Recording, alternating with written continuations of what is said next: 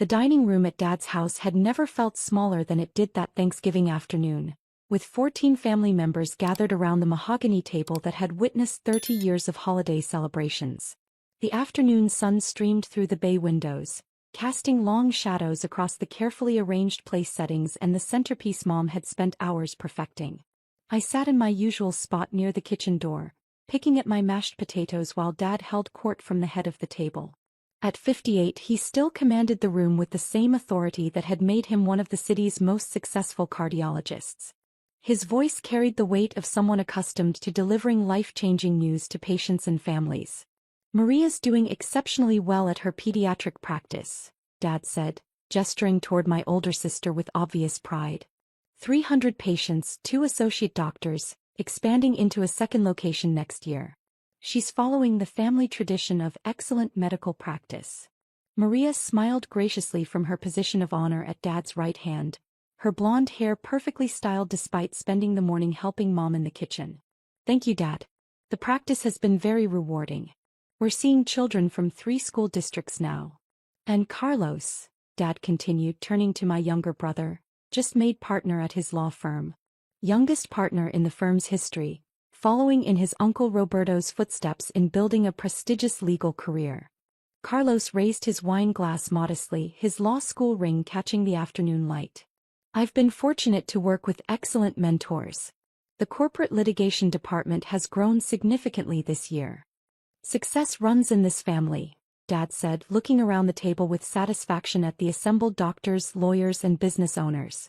"The Rivera children have always understood the importance of achievement and professional excellence. We don't accept mediocrity." I kept eating quietly, cutting small pieces of turkey and focusing on the cranberry sauce Mom had made from scratch. I knew where this annual Thanksgiving lecture was headed, could feel the familiar tension building as Dad prepared to address the elephant in the room. "Of course," Dad said, his tone shifting like a judge preparing to deliver a verdict. "Not everyone has lived up to their potential." The table fell silent. Forks paused halfway to mouths. Conversations died mid-sentence. Even my young nephews stopped their whispered discussion about video games and turned their attention to the adult drama unfolding. "Isabella," Dad said, looking directly at me with the same expression he probably used when delivering difficult diagnoses to patients, 36 years old, and still playing around with laboratory experiments like a graduate student who refuses to grow up. I took a sip of water and said nothing. Experience had taught me that engaging with Dad's disappointment speeches only made them longer and more painful. Better to let him finish his annual assessment of my failures. "Maria was chief resident by 36, he continued, his voice carrying across the dining room to reach every family member present. "Carlos had already made senior associate at his firm. They understood that education is supposed to lead to real careers, not extended adolescence in academic research facilities." My cousin Roberto, always the peacemaker, tried to redirect the conversation. "Dad, Isabella has a PhD in molecular biology from Stanford. That's hardly a failure." "A PhD that she's never used for anything practical," Dad replied, dismissing Roberto's defense with a wave of his hand. "She's been doing research at various universities for 12 years. No private practice, no corporate position, no real income to speak of. No contribution to the family's medical legacy." The familiar shame washed over me as I looked around the table. Everyone was successful in ways that were easy to measure and understand. Maria's thriving pediatric practice with its steady stream of grateful parents, Carlos's law partnership with its impressive salary and social status, our cousins' businesses and professional achievements that could be explained at dinner parties. "You know what I told my colleague Dr. Martinez last week?" Dad continued, apparently not finished with his annual evaluation of my life choices. "He asked about my children's careers, and I had to explain that my youngest daughter is still finding herself in academic laboratories at 36 years old." Mom looked uncomfortable but didn't contradict her husband. She'd learned over 40 years of marriage that challenging Dad's pronouncements publicly only made family gatherings more uncomfortable for everyone. "You're the biggest disappointment in this family," Dad announced, his voice rising with the kind of authority that had commanded respect in hospital corridors for 3 decades. "You had every advantage. Excellent education, family support, connections in the medical field through my practice. And you've wasted all of it on academic daydreaming. Everyone stayed silent. The only sounds were the ticking of the grandfather clock in the hallway and the distant sound of football on the television in Dad's study. Maria and Carlos kept their eyes on their plates, uncomfortable witnesses to this annual ritual of disappointment. 12 years of playing scientist, Dad continued, building momentum like a prosecutor presenting evidence to a jury. While your siblings built real careers that contribute to society and support families. Maria heals children and runs a successful business. Carlos helps people with serious legal problems and earns a partner's salary.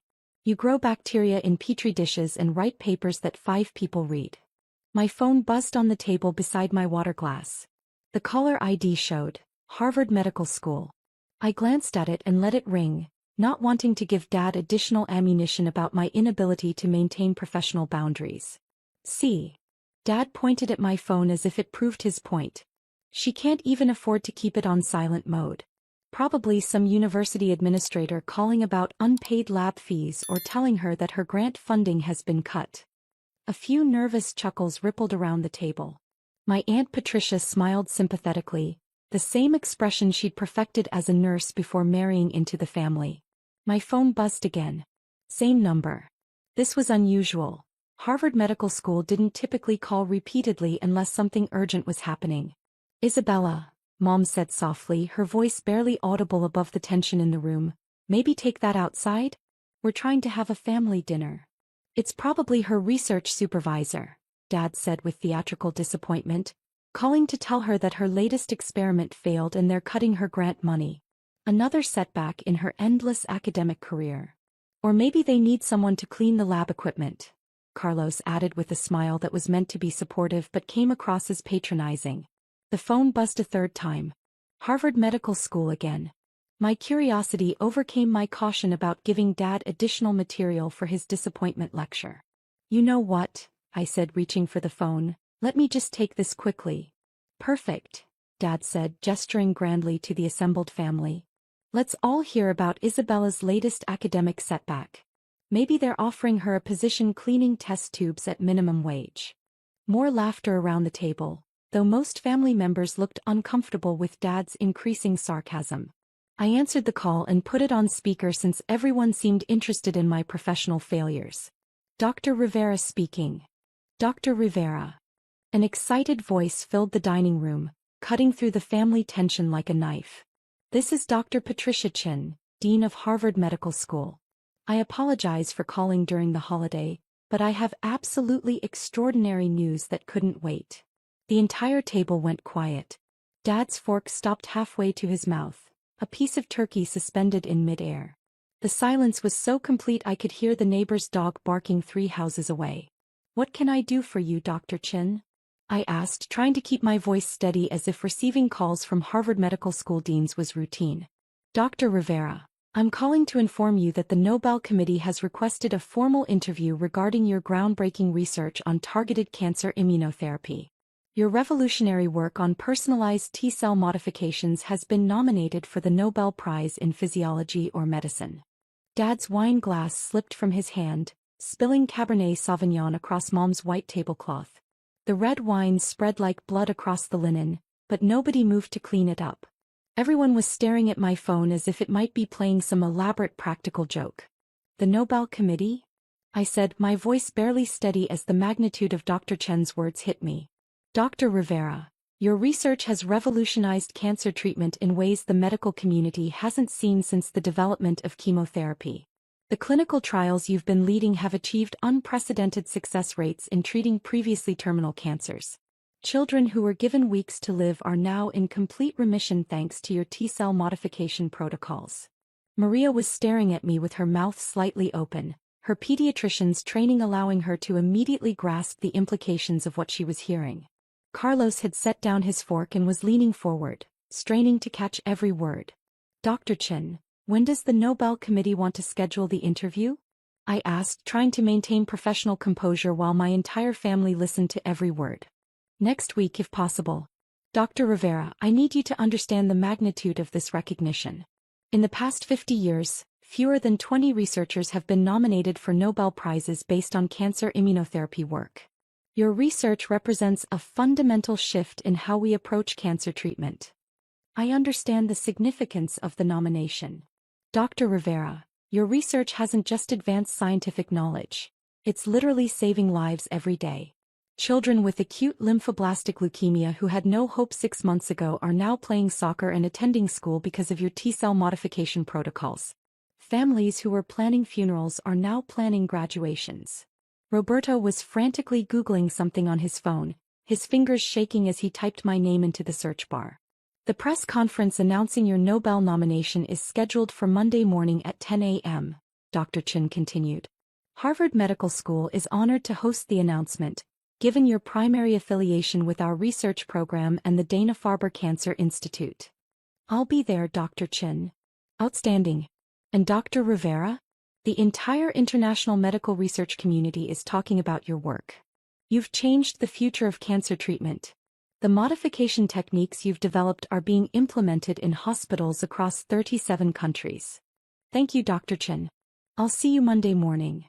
Dr. Rivera, one final thing. The Nobel Committee specifically mentioned that your research represents the kind of breakthrough that happens perhaps once in a generation. Congratulations on work that will be remembered for centuries. I ended the call and placed my phone back on the table. The silence stretched for what felt like an eternity.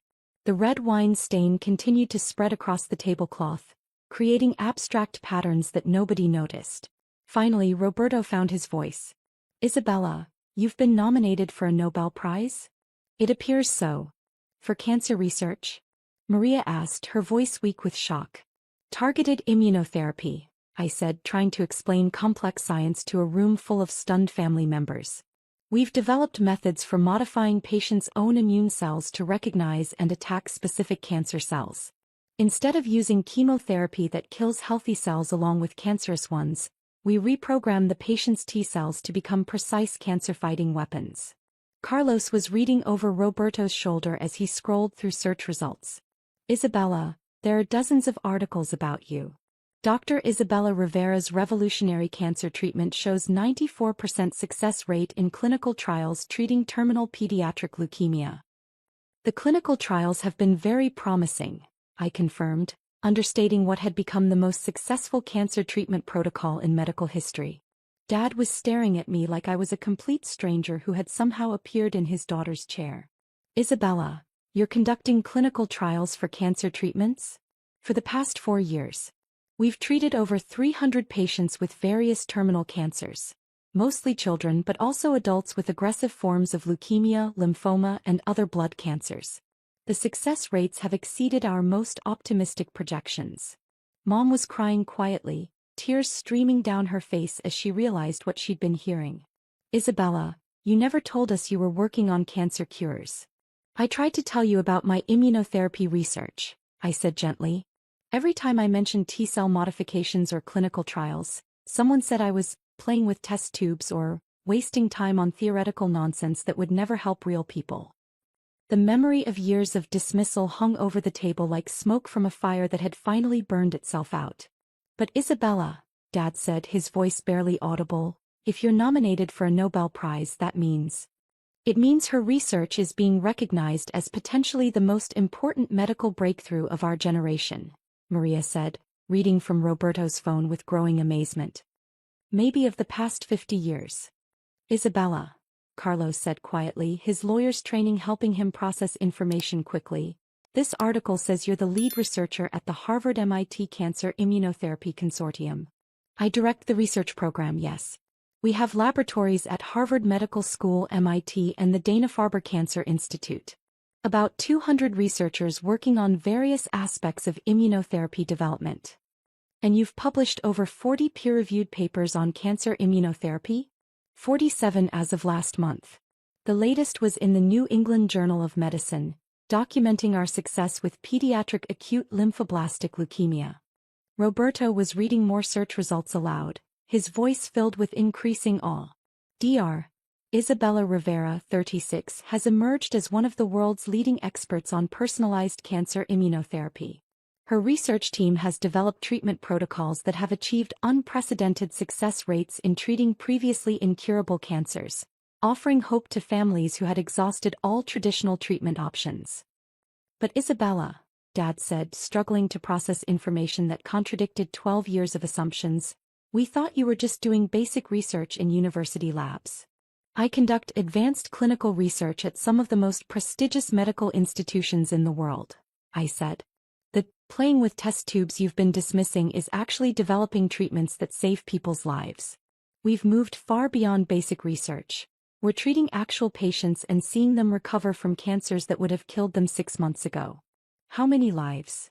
Mom asked through her tears, her voice barely a whisper. The patients in our clinical trials represent about 300 families who were told their loved ones had weeks or months to live. Most of those patients are now in complete remission.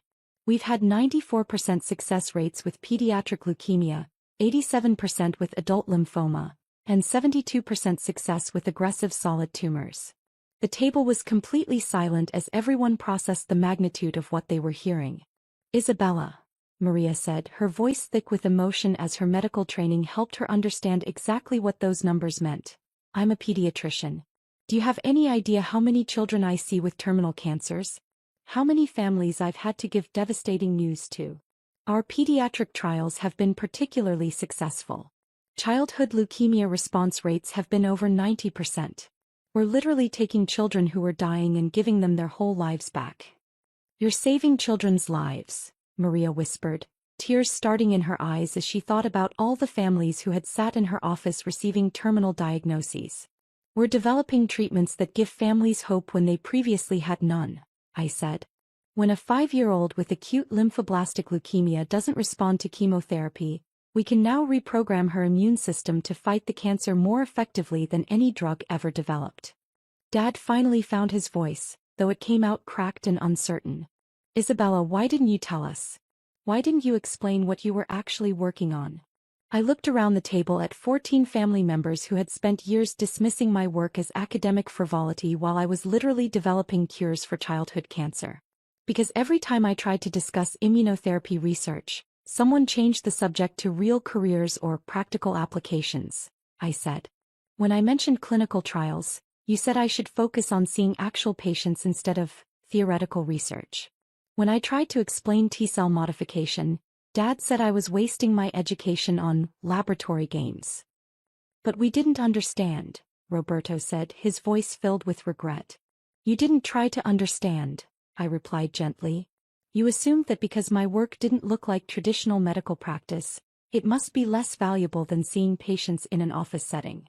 My phone buzzed with a text message. I glanced at it. Dr. Rivera, CNN, NBC, and BBC want to interview you about the Nobel nomination. The New York Times is requesting a feature story. Please call when convenient. Isabella, Dad said, standing up slowly like a man who had aged years in the space of minutes. I owe you the most profound apology of my life. Dad, you don't owe me anything. Yes, I do, he said, his voice breaking slightly. I've spent years telling you that you were a disappointment while you were actually saving lives and advancing medical science in ways I never dreamed possible. While potentially winning the Nobel Prize for Cancer Research, Carlos added, still processing the magnitude of what he'd learned about his sister's work. I don't know if I'll win, I said honestly. The competition is extraordinary and there are many deserving researchers. But the research has been successful beyond what we initially hoped when we started the clinical trials. Isabella, Maria said, can I ask you something personal? Of course. Are you happy? With your work, your research, the path you've chosen? I thought about the question while looking around the table at my family. All successful people who had worked hard to build meaningful careers in their own ways. Maria, I wake up every morning knowing that the research we're doing today might help a family receive good news instead of a terminal diagnosis, I said. When a child goes into remission after our treatment, when parents get to watch their daughter graduate from high school instead of planning her funeral, when we can tell a family that their loved one has a future instead of weeks, that's the most fulfilling work I can imagine. That sounds like happiness, Mom said, wiping tears from her eyes. It is. The recognition is gratifying, but the real satisfaction comes from knowing that families have more time together because of our research. Every day we delay in developing better treatments means more people die from cancers we might be able to cure.